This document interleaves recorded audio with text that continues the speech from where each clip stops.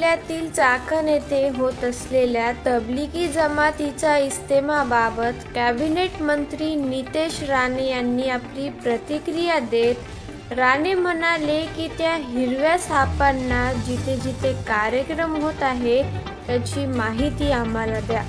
हे 2 पायांनी परत जाणार नाही असा बंदोबस्त आमचं सरकार करेल, कारण की या जमातींकडून मोठ्या प्रमाणामध्ये देशातील वातावरण खराब करण्याचा प्रयत्न या तबलिगी जमातच्या माध्यमातून करण्यात येत आहे। ही संपूर्ण माहिती घेऊन त्यावर योग्य ती कारवाई केली जाईल, असे कॅबिनेट मंत्री नितेश राणे यांनी सुदर्शन मराठीशी बोलताना सांगितले।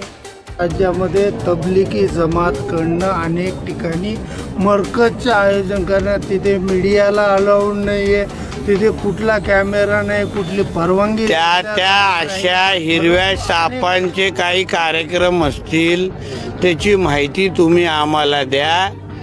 ते 2 पायावर परत त्या कार्यक्रमातून बाहेर निघणार नाही एवढी काळजी आमचं सरकार आम्ही निश्चित पद्धतीने घेईल, कारण का अशा ह्या जमाती या त्या देशामध्ये वातावरण खराब करण्याचंच काम करतात।